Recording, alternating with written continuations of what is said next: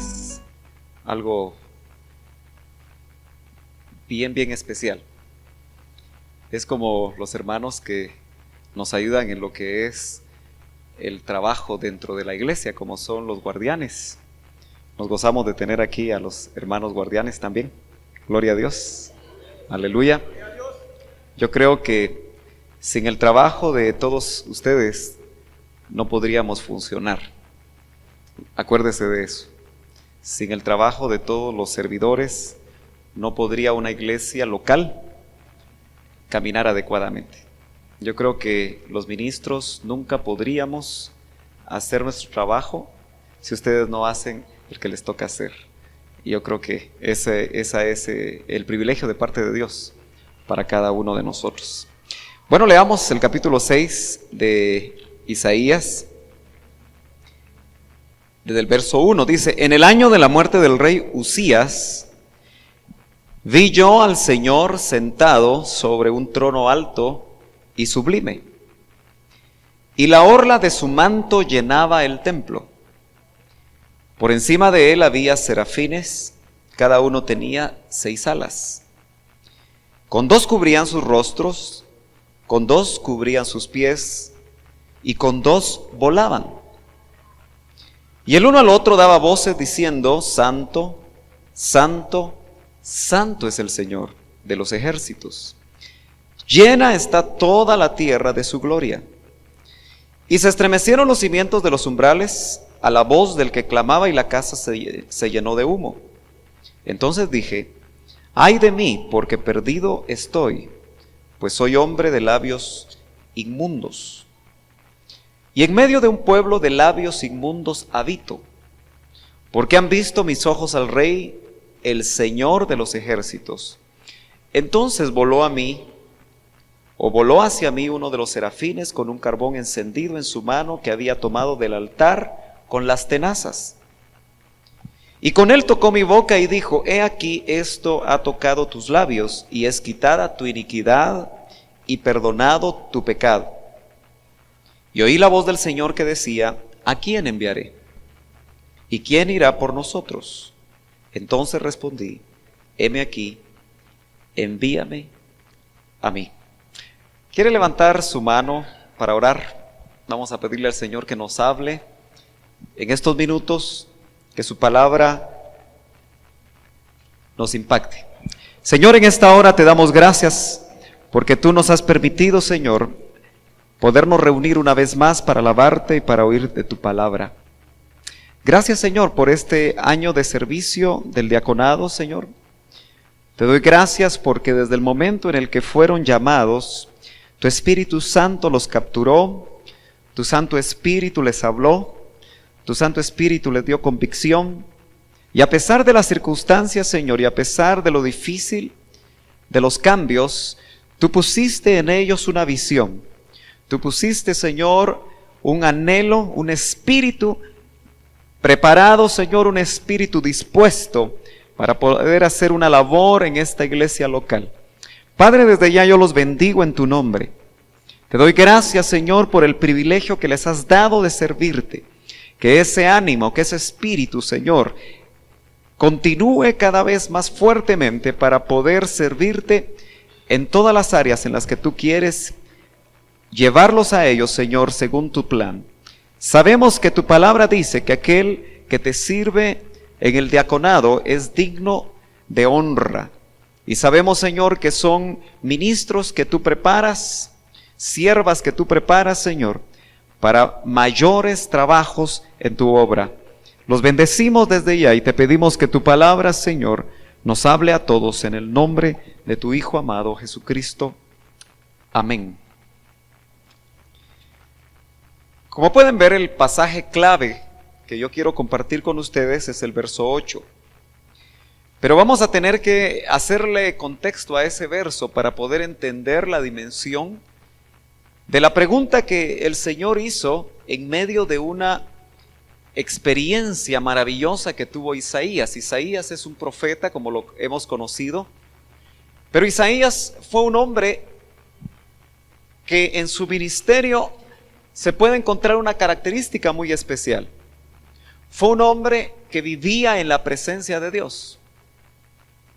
Lo que más anhelaba Isaías era poder experimentar en su ministerio la presencia de Dios. Y uno de las experiencias fuertes que él tuvo se ve aquí en el capítulo 6, porque él dice: vi yo al Señor sentado sobre un trono alto y sublime, y la orla de su manto llenaba el templo. Tal vez hemos oído mucho sobre este pasaje predicar, pero no sé si usted lo ha visualizado. Yo no sé si usted alguna vez se ha imaginado el impacto que hubo en el corazón de un siervo de Dios como Isaías, al tener la experiencia. No era un sueño de salchicha el que él había tenido. Era una visión de Dios, porque él se había acostumbrado a buscar la presencia de Dios. Y este hombre ve al Señor sentado, dice, en un trono alto y sublime. Cuando uno mira acá, la palabra hebrea es Adonai. Es el Adonai. A veces en el Antiguo Testamento, cuando vemos todos los nombres de Dios, pareciera que son muchos dioses, pero usted sabe que solo es un Dios, y que cada nombre en algún momento dado expresa la función, el trabajo que Dios va a hacer. Y lo interesante es que aquí se traduce como el Señor, como el alto. Por eso el trono es alto y sublime, y dice que la orla de su manto llenaba el templo. Solo la orla de su manto llenaba el templo. Yo creo que fue una experiencia impactante para Isaías. Ojalá que nosotros, que servimos al Señor, en algún momento de nuestra vida podamos tener experiencias reales con Dios. Yo creo que la clase de servicio que nosotros podemos hacer en la iglesia, en la obra del Señor, depende del grado de experiencia real que nosotros tengamos de un Dios vivo. Este hombre puede experimentar eso de una manera tan profunda que empieza a ver, yo creo que le abrieron una ventana en el cielo para que él pudiera apreciar cómo los servidores del Altísimo cubrían sus rostros. Fíjese que esos servidores son serafines. De los serafines nosotros conocemos poco. Hay algunos que traducen a los serafines como serpientes también. No me voy a meter a ese problema ahora, es muy complicado. Algunos creen que fue un serafín el que caminaba en el huerto y hablaba con Eva. La idea que da es que el serpiente era un serafín, un ser luminoso. La palabra de donde se saca serafín se traduce ardiente.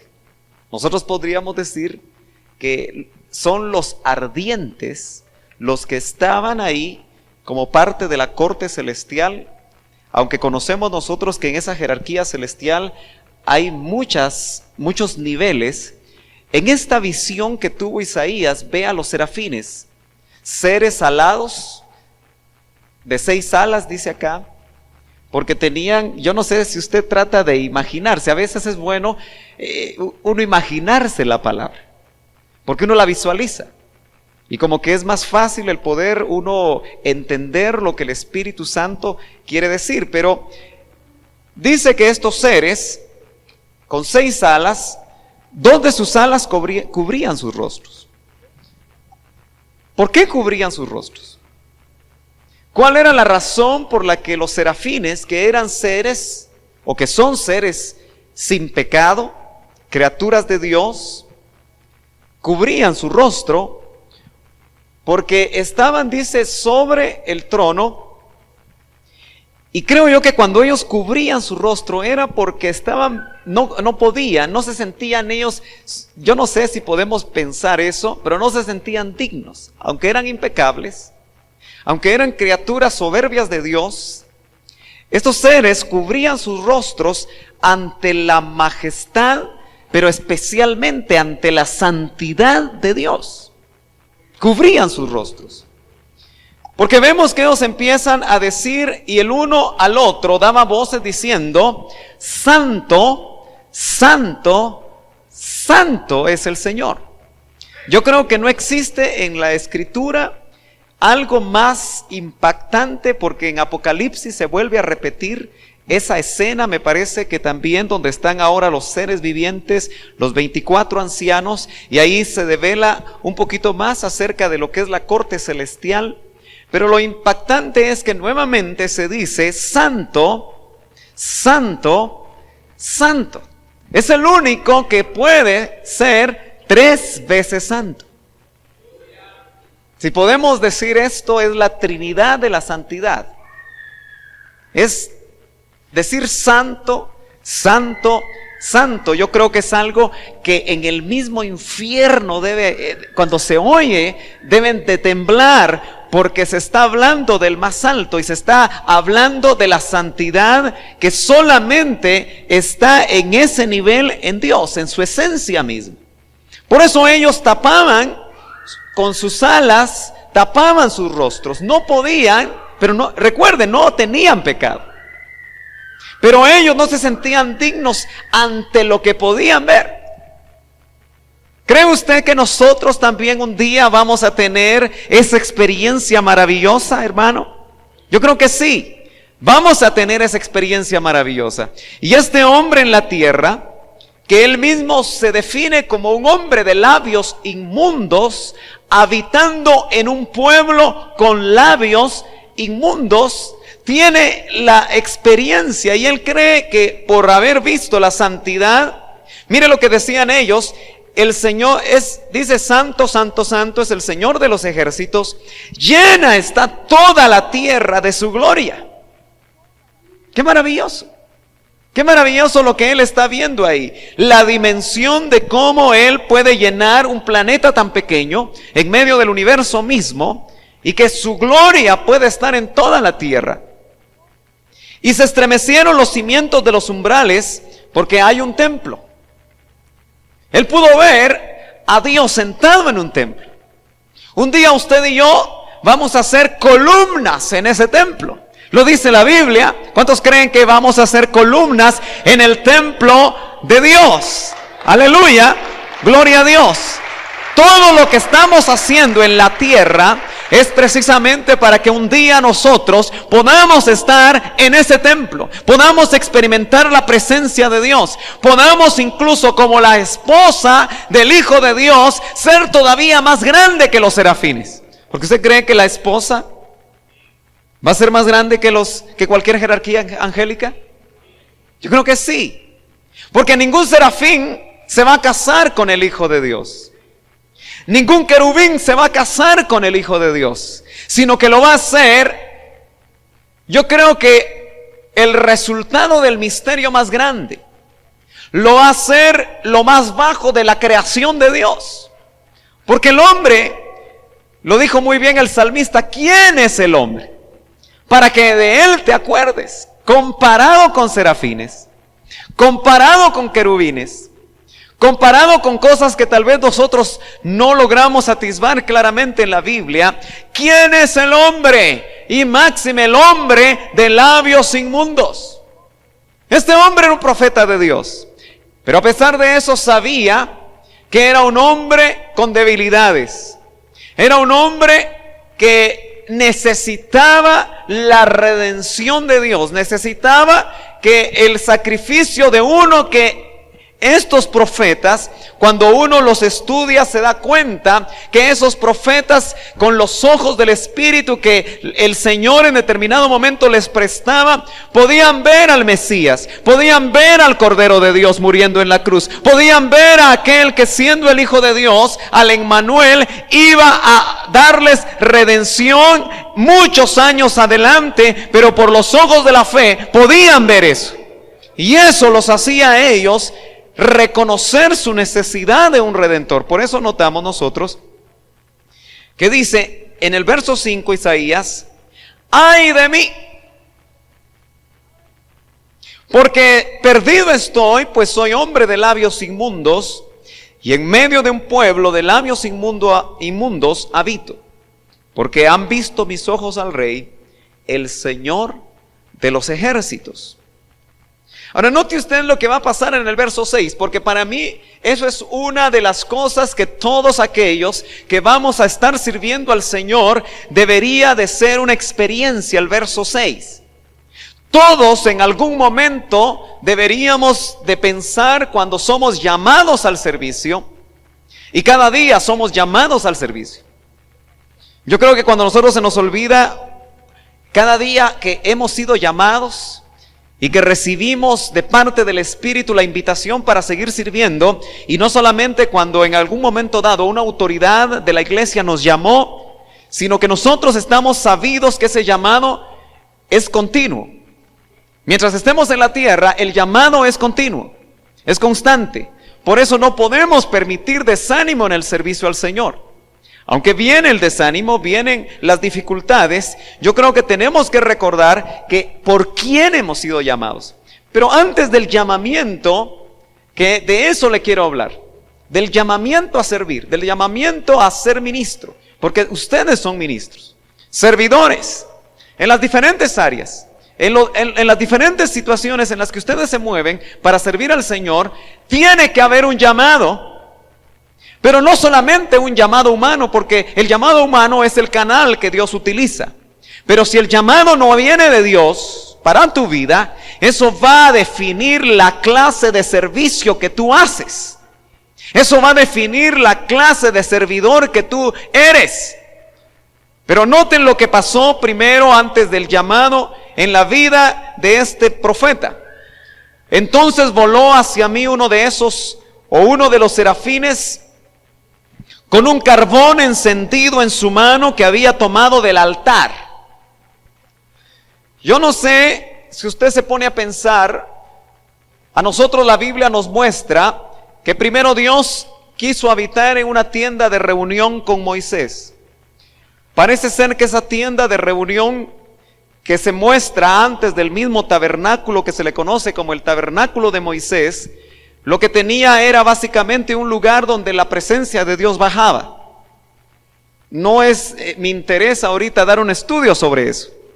Pero después vemos el tabernáculo de Moisés como una ampliación de la revelación de Dios para su pueblo, que lo divide ya en un atrio, en un lugar santo y en un lugar santísimo. Pero es precisamente en el atrio donde se establece por revelación de Dios, recibiendo un diseño del cielo, porque la obra de Dios se tiene que hacer solo bajo lineamientos de Dios. Cuando la obra de Dios la empezamos a hacer bajo lineamientos humanos, cuando la obra de Dios la empezamos a hacer en base a habilidades humanas, empezamos, hermano, a no hacer la obra de Dios, sino que hacemos la obra del hombre poniéndole el título que es la obra de Dios. Moisés entonces le dijeron que en el atrio pusiera un altar. Ese altar hablaba y sigue hablando todavía en la iglesia de redención. Esas víctimas que se establecían o que se mataban, llamémoslo así, y se sacrificaban en el altar, hablaban de una víctima única, perfecta, que iba a cumplir todo lo que en sombra se había dicho por boca de profetas, y que iba a traer la redención de todos los hombres al derramar esa sangre preciosa que a nosotros nos ha limpiado y todavía nos sigue limpiando de toda iniquidad, de todo pecado, de toda transgresión. Aleluya. En ese templo también había altar. Y uno de los carbones encendidos de ese altar fue tomado para traer. ¿Por qué le hablo del altar? Porque lo que iba a hacer el carbón encendido era a quitar la iniquidad y el pecado de este hombre.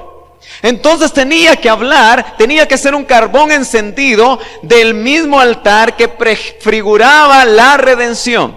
Ese altar de bronce que nos habla de juicio, pero que también nos habla de sustitución, porque el juicio no vino para ninguno de los hombres que han tenido fe y han creído en lo que la palabra de Dios dice, sino que vino sobre el Hijo de Dios, que nos sustituyó, para que el juicio del Padre cayera sobre el Hijo y nosotros pudiéramos ser libres, como fue en ese momento Isaías, porque note usted lo que dice el verso 7.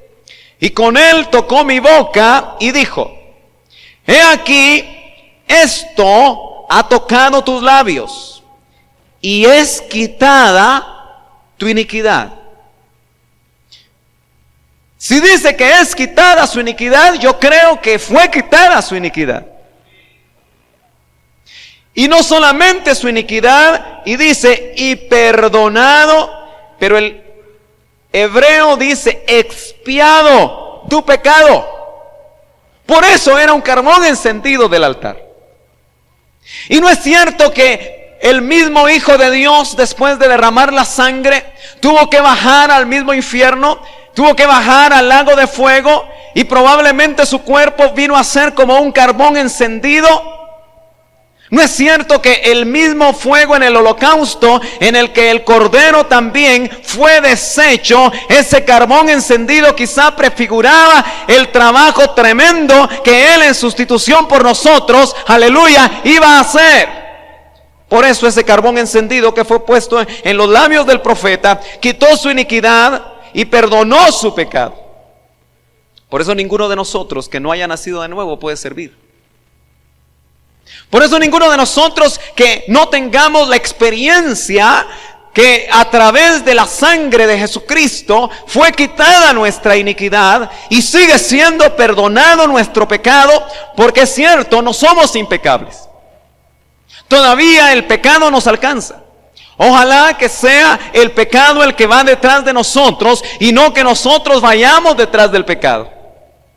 Porque aquel que va detrás del pecado va a sufrir juicio. Aquel que va detrás del pecado va a sufrir disciplina, y precisamente eso es por el mismo amor que Dios tiene para con nosotros. Pero cuando el pecado nos alcanza, la Biblia dice que tenemos un abogado. Un abogado que trabaja las 24 horas del día, los 365 días del año. No cobra, aleluya, eso es lo mejor. Siempre está disponible. Y dice que si confesamos nuestros pecados, Él es fiel y justo para limpiarnos de toda maldad. Pedro nos dice que todavía la sangre va a ser rociada para que nosotros podamos obedecer. Así que esta sangre preciosa todavía nos sigue limpiando. Esta sangre preciosa todavía, a través de ese rociamiento, que no hemos entendido a cabalidad lo que significa ese rociamiento, pero nos dice Pedro que nos permite obedecer. Isaías necesitó esa experiencia de redención.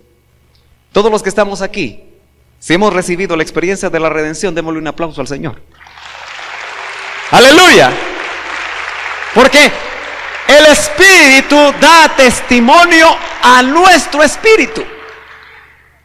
No solamente que somos hijos de Dios, sino que hemos recibido el carbón encendido, que ha quitado nuestra iniquidad y que ha perdonado nuestro pecado. Esa experiencia, ese requisito, llamémoslo así, eso tenía que darse en este hombre, porque ahora iba a recibir el llamado, no de un rey en la tierra, no iba a recibir el llamado de otro hombre. Eso es lo que yo quiero a usted hacerlo reflexionar en esta hora. Los hombres hoy somos utilizados para llamar a otros hombres al servicio. Pero hemos creído y seguiremos creyendo que cuando somos instrumentos para llevar el llamado que Dios ya te ha hecho a ti, solamente somos instrumentos, solo somos canales.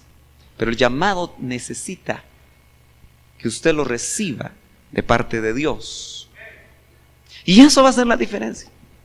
Yo creo que de hoy en adelante vamos a empezar a ver nosotros servidores llamados por los hombres, nada más.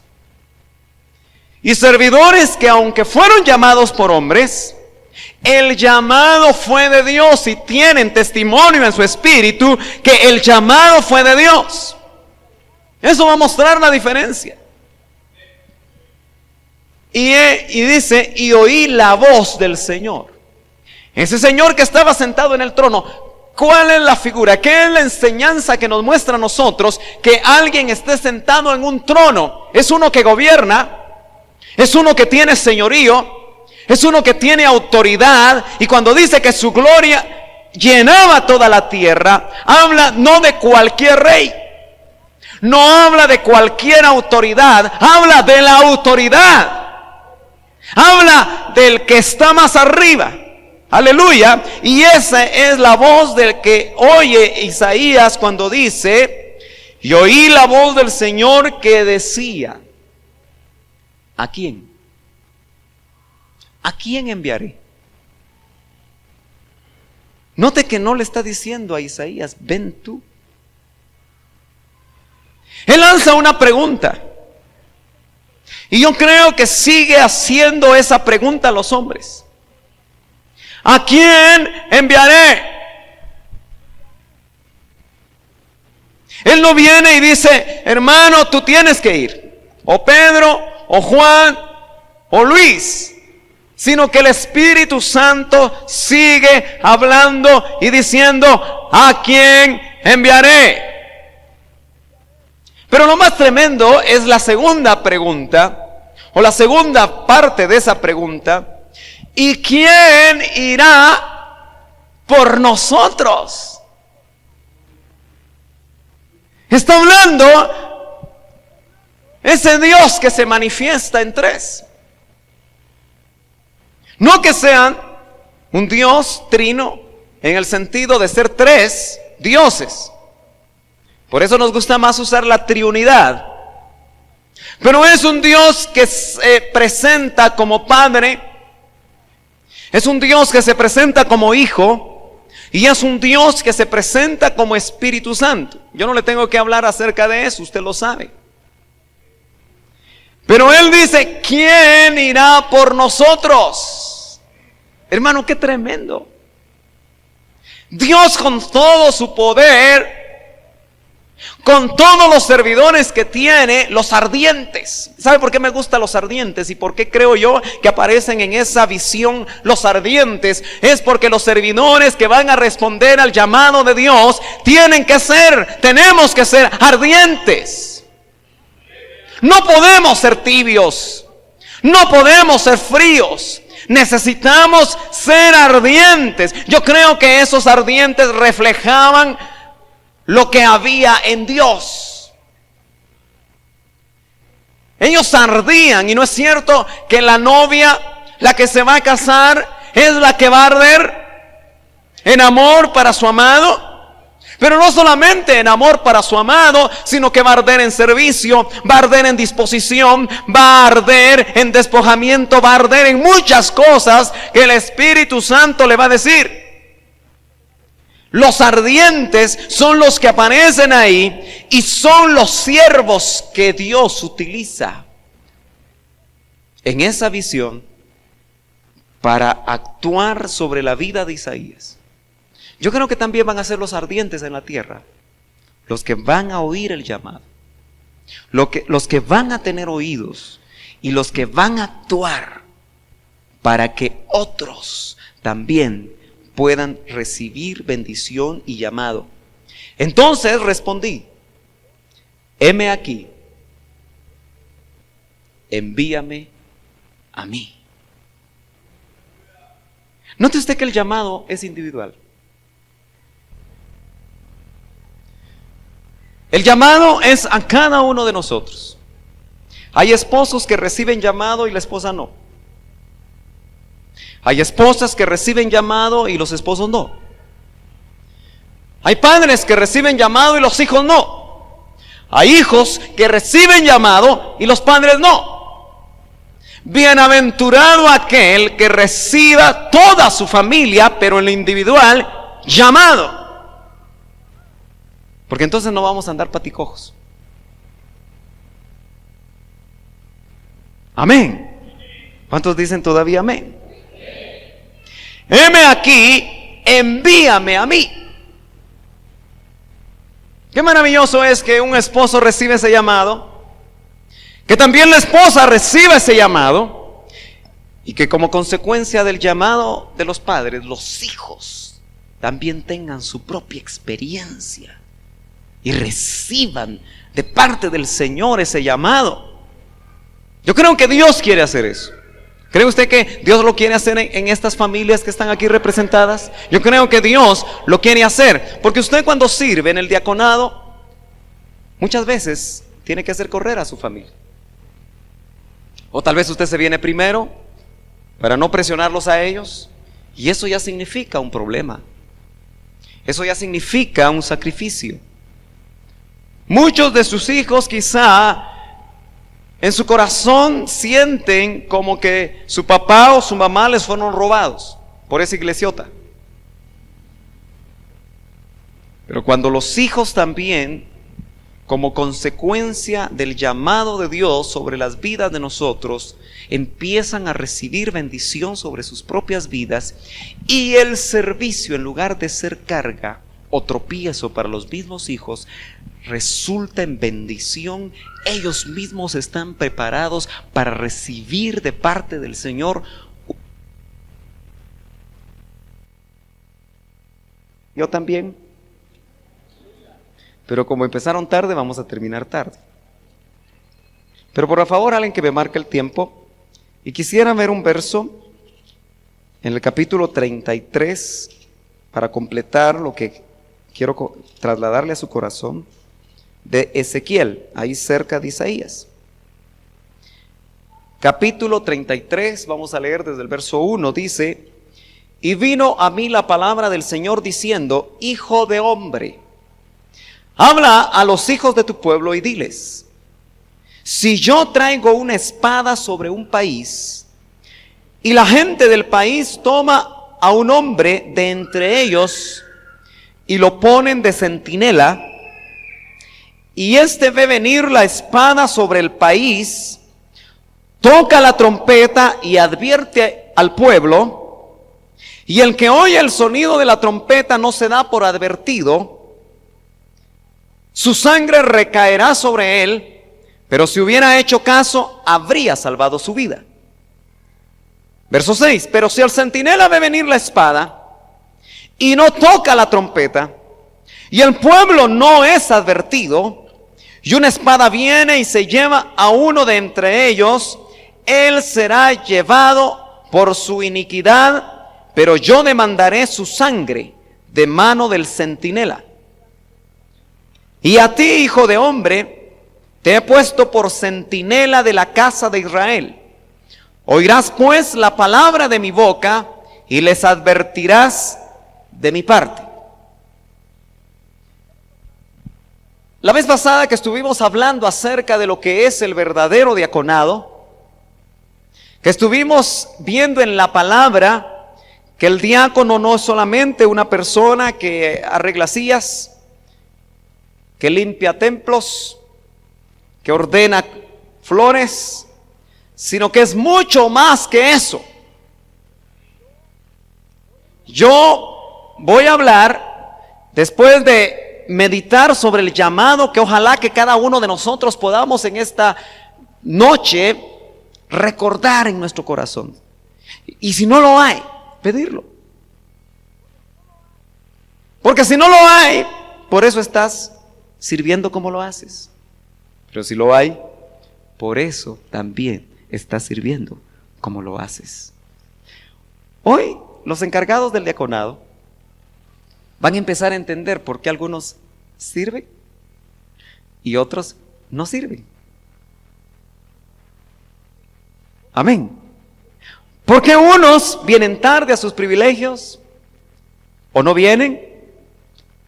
Y otros vienen con media hora de anticipación.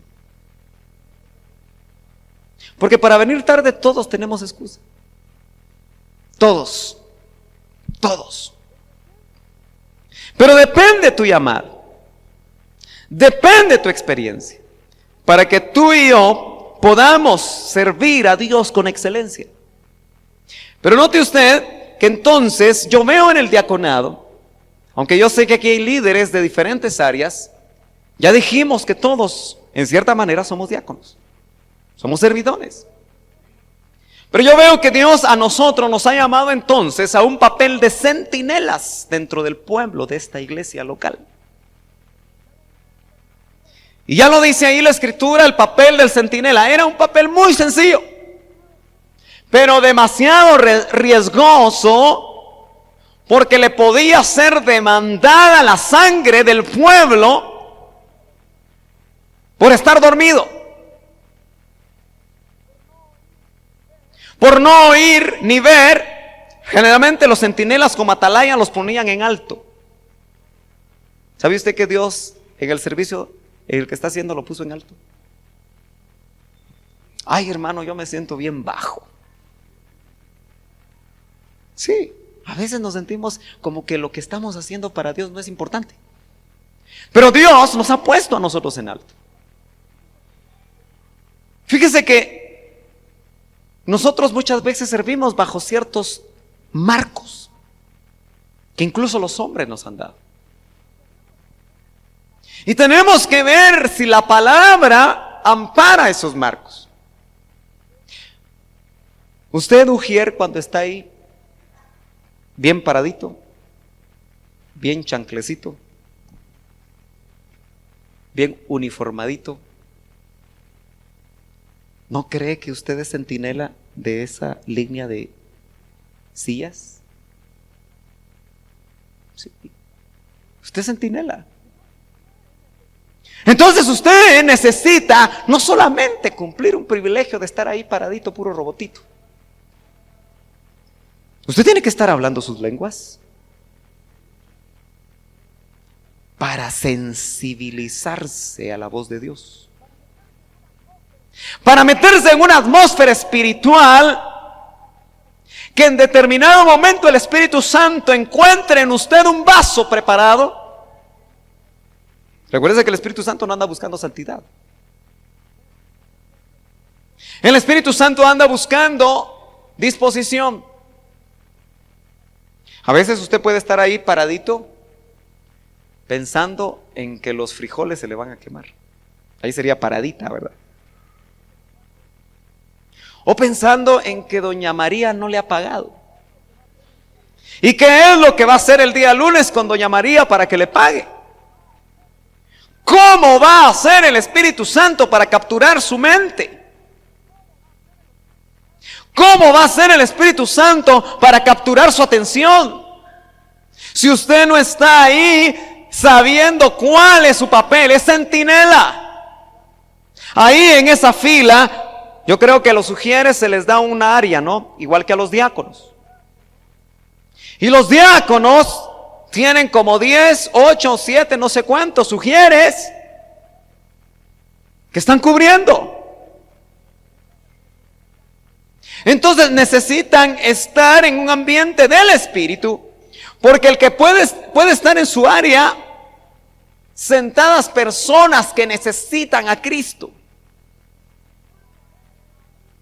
Pueden haber ahí personas que están en adulterio,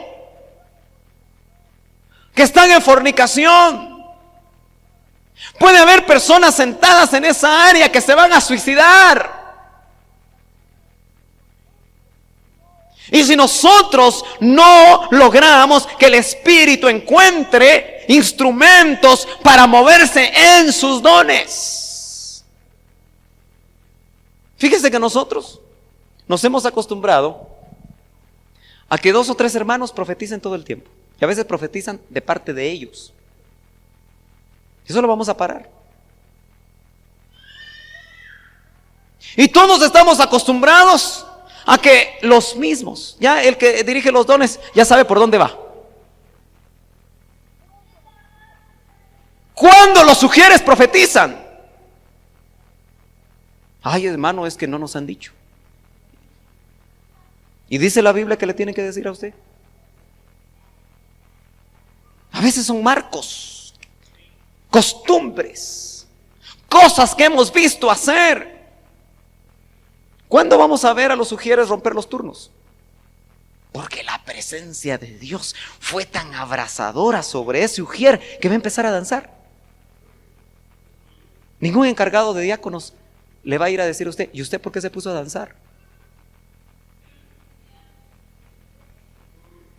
¿Y si el Espíritu lo hizo?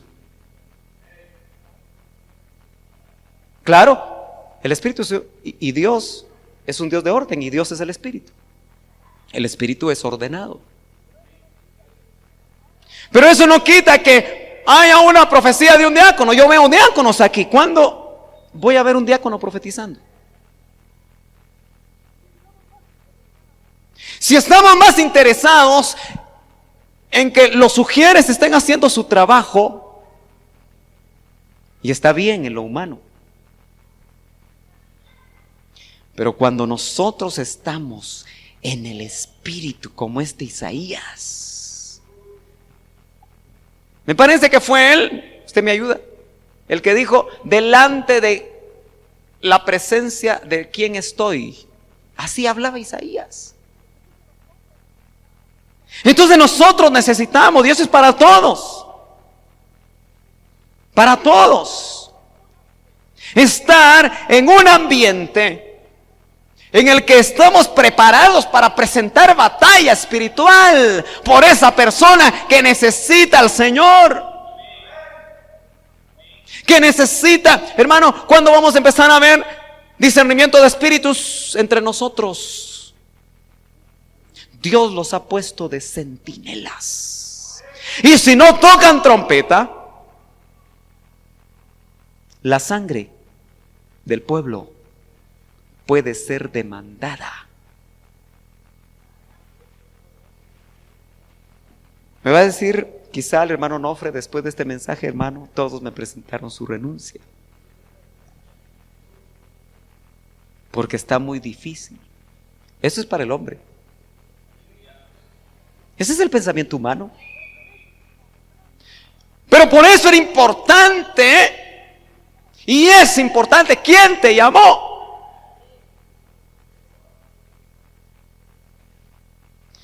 Porque si te llamó el hombre, solo vas a quedar bien con el hombre.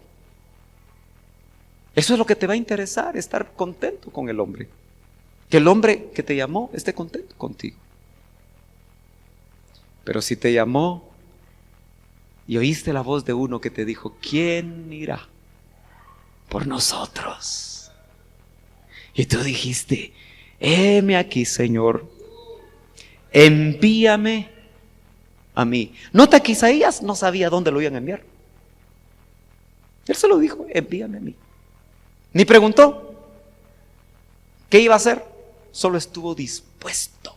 Ahora nos dan espada, o mejor dicho, nos dan trompeta, para que podamos sonar la trompeta cuando venga el enemigo con espada.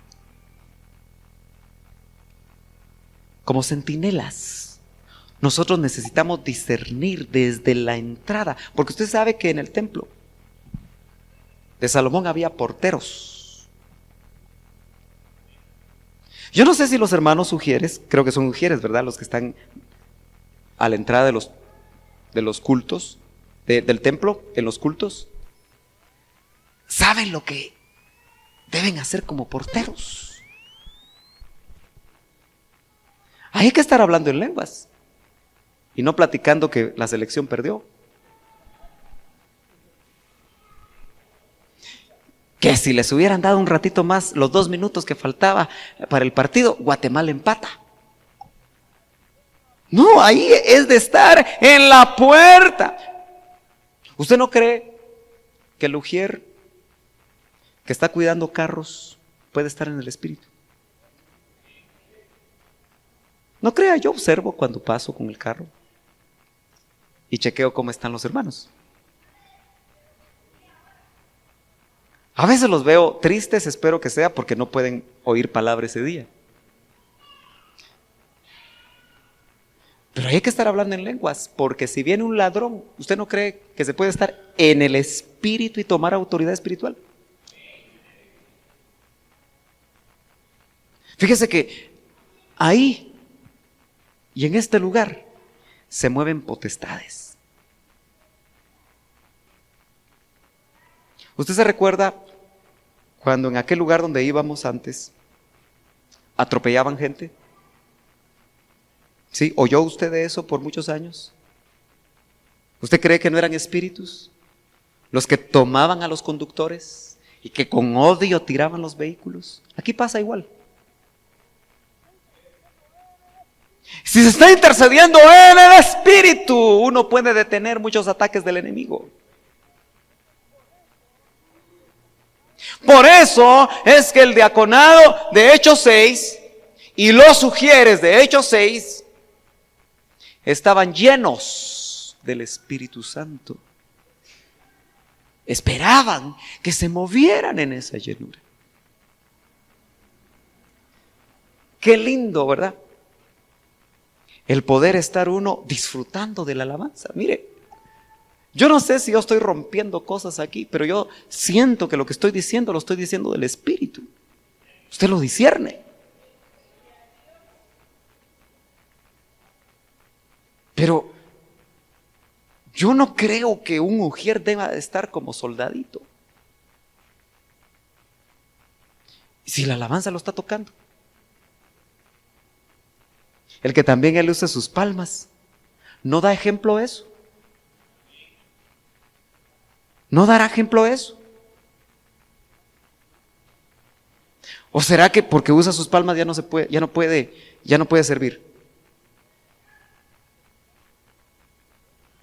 ¿O será que no pueden dentro de la congregación misma levantar sus manos? ¿Será que está prohibido? Yo creo que si el Espíritu Santo nos está robando a todos, nosotros vamos a tomar libertad dentro del orden.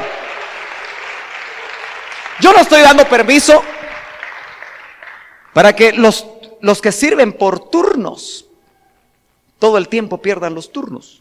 No me malinterprete. Pero que se sienta la libertad.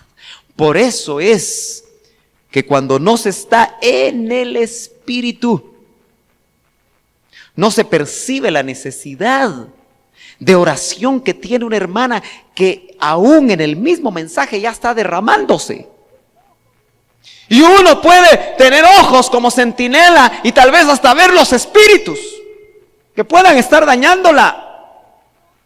Y en el momento de la administración ir a orar específicamente por lo que le está sucediendo. Por eso Dios lo ha llamado a usted. Por eso tenemos que estar dispuestos. Y no solamente el diaconado.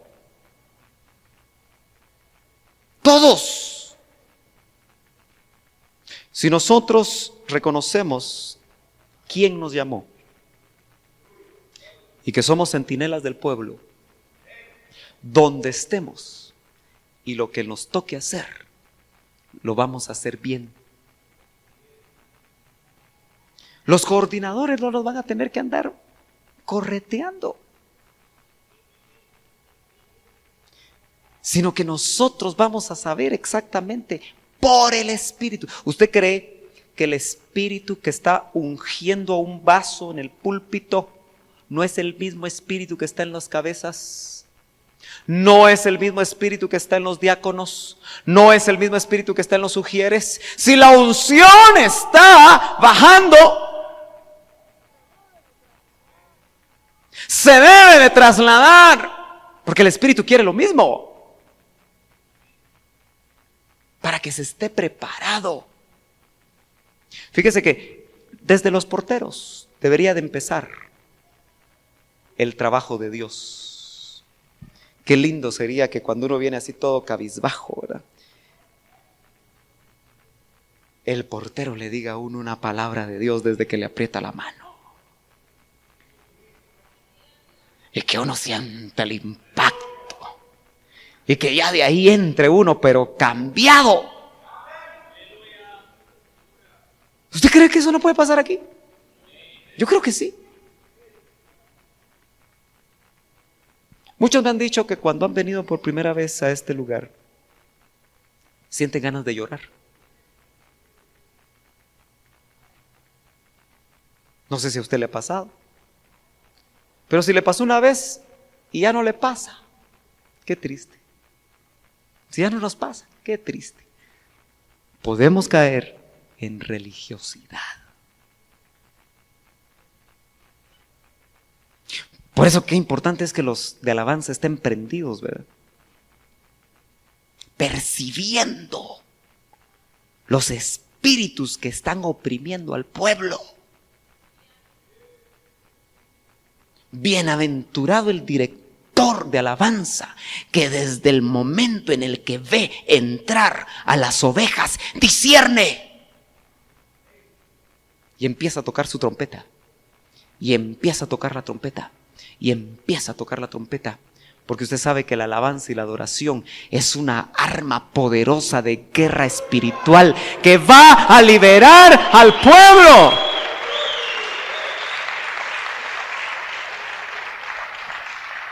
Por eso es para todos. Esto es para todos. Que nosotros podamos, hermano, darnos cuenta que como centinela nos dieron trompeta. Si usted la deja ahí colgada, es su decisión. Nadie aquí lo va a obligar, porque eso sería legalizar, a que toque su trompeta. Eso sí, después de un tiempo, le vamos a chequear la trompeta.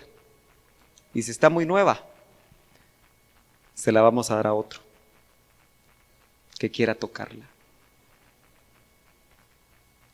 ¿Cuántos todavía dicen amén? ¿Se quiere poner de pie un ratito? Yo ya terminé. ¿Quién te llamó, hermano? Noel es algo bien especial. Es como los hermanos que nos ayudan en lo que es el trabajo dentro de la iglesia, como son los guardianes. Nos gozamos de tener aquí a los hermanos guardianes también. Gloria a Dios. Aleluya. Yo creo que sin el trabajo de todos ustedes no podríamos funcionar. Acuérdese de eso. Sin el trabajo de todos los servidores no podría una iglesia local caminar adecuadamente. Yo creo que los ministros nunca podríamos hacer nuestro trabajo si ustedes no hacen el que les toca hacer. Y yo creo que ese es el privilegio de parte de Dios para cada uno de nosotros. Bueno, leamos el capítulo 6 de Isaías. Desde el verso 1 dice: en el año de la muerte del rey Uzías, vi yo al Señor sentado sobre un trono alto y sublime, y la orla de su manto llenaba el templo. Por encima de él había serafines, cada uno tenía 6 alas. Con 2 cubrían sus rostros, con 2 cubrían sus pies, y con 2 volaban. Y el uno al otro daba voces diciendo: Santo, Santo, Santo es el Señor de los ejércitos. Llena está toda la tierra de su gloria. Y se estremecieron los cimientos de los umbrales a la voz del que clamaba, y la casa se llenó de humo. Entonces dije: ay de mí, porque perdido estoy, pues soy hombre de labios inmundos. Y en medio de un pueblo de labios inmundos habito, porque han visto mis ojos al Rey, el Señor de los ejércitos. Entonces voló hacia mí uno de los serafines con un carbón encendido en su mano que había tomado del altar con las tenazas. Y con él tocó mi boca y dijo: he aquí, esto ha tocado tus labios, y es quitada tu iniquidad y perdonado tu pecado. Y oí la voz del Señor que decía: ¿a quién enviaré? ¿Y quién irá por nosotros? Entonces respondí: heme aquí, envíame a mí. ¿Quiere levantar su mano para orar? Vamos a pedirle al Señor que nos hable en estos minutos, que su palabra nos impacte. Señor, en esta hora te damos gracias porque tú nos has permitido, Señor, podernos reunir una vez más para alabarte y para oír de tu palabra. Gracias, Señor, por este año de servicio del diaconado, Señor. Te doy gracias porque desde el momento en el que fueron llamados, tu Espíritu Santo los capturó, tu Santo Espíritu les habló, tu Santo Espíritu les dio convicción, y a pesar de las circunstancias, Señor, y a pesar de lo difícil, de los cambios, tú pusiste en ellos una visión. Tú pusiste, Señor, un anhelo, un espíritu preparado, Señor, un espíritu dispuesto para poder hacer una labor en esta iglesia local. Padre, desde ya yo los bendigo en tu nombre. Te doy gracias, Señor, por el privilegio que les has dado de servirte. Que ese ánimo, que ese espíritu, Señor, continúe cada vez más fuertemente para poder servirte en todas las áreas en las que tú quieres llevarlos a ellos, Señor, según tu plan. Sabemos que tu palabra dice que aquel que te sirve en el diaconado es digno de honra. Y sabemos, Señor, que son ministros que tú preparas, siervas que tú preparas, Señor, para mayores trabajos en tu obra. Los bendecimos desde ya y te pedimos que tu palabra, Señor, nos hable a todos en el nombre de tu Hijo amado Jesucristo. Amén. Como pueden ver, el pasaje clave que yo quiero compartir con ustedes es el verso 8. Pero vamos a tener que hacerle contexto a ese verso para poder entender la dimensión de la pregunta que el Señor hizo en medio de una experiencia maravillosa que tuvo Isaías. Isaías es un profeta, como lo hemos conocido, pero Isaías fue un hombre que en su ministerio se puede encontrar una característica muy especial. Fue un hombre que vivía en la presencia de Dios.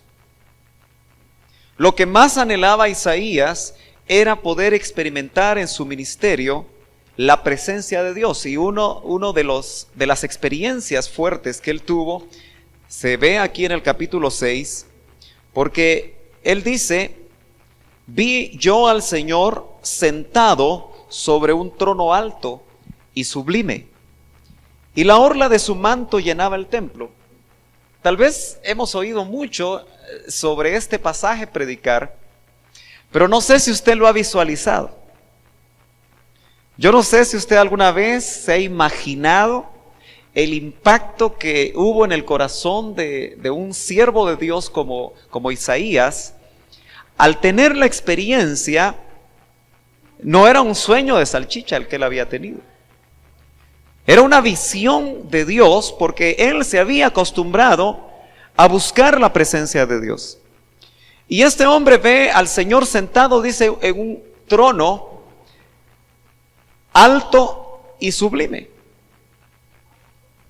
Cuando uno mira acá, la palabra hebrea es Adonai. Es el Adonai. A veces en el Antiguo Testamento, cuando vemos todos los nombres de Dios, pareciera que son muchos dioses. Pero usted sabe que solo es un Dios. Y que cada nombre en algún momento dado expresa la función, el trabajo que Dios va a hacer. Y lo interesante es que aquí se traduce como el Señor, como el alto. Por eso el trono es alto y sublime. Y dice que la orla de su manto llenaba el templo. Solo la orla de su manto llenaba el templo. Yo creo que fue una experiencia impactante para Isaías. Ojalá que nosotros que servimos al Señor, en algún momento de nuestra vida podamos tener experiencias reales con Dios. Yo creo que la clase de servicio que nosotros podemos hacer en la iglesia, en la obra del Señor, depende del grado de experiencia real que nosotros tengamos de un Dios vivo. Este hombre puede experimentar eso de una manera tan profunda que empieza a ver, yo creo que le abrieron una ventana en el cielo para que él pudiera apreciar cómo los servidores del Altísimo cubrían sus rostros. Fíjese que esos servidores son serafines. De los serafines nosotros conocemos poco. Hay algunos que traducen a los serafines como serpientes también. No me voy a meter a ese problema ahora, es muy complicado. Algunos creen que fue un serafín el que caminaba en el huerto y hablaba con Eva. La idea que da es que el serpiente era un serafín, un ser luminoso. La palabra de donde se saca serafín se traduce ardiente. Nosotros podríamos decir que son los ardientes los que estaban ahí como parte de la corte celestial, aunque conocemos nosotros que en esa jerarquía celestial hay muchos niveles. En esta visión que tuvo Isaías, ve a los serafines, seres alados, de 6 alas, dice acá, porque tenían, yo no sé si usted trata de imaginarse, a veces es bueno uno imaginarse la palabra, porque uno la visualiza, y como que es más fácil el poder uno entender lo que el Espíritu Santo quiere decir, pero dice que estos seres, con 6 alas, 2 de sus alas cubrían sus rostros. ¿Por qué cubrían sus rostros? ¿Cuál era la razón por la que los serafines, que eran seres, o que son seres sin pecado, criaturas de Dios, cubrían su rostro? Porque estaban, dice, sobre el trono. Y creo yo que cuando ellos cubrían su rostro era porque estaban, no podían, no se sentían ellos, yo no sé si podemos pensar eso, pero no se sentían dignos, aunque eran impecables, aunque eran criaturas soberbias de Dios. Estos seres cubrían sus rostros ante la majestad, pero especialmente ante la santidad de Dios. Cubrían sus rostros. Porque vemos que ellos empiezan a decir, y el uno al otro daba voces diciendo: Santo, Santo, Santo es el Señor. Yo creo que no existe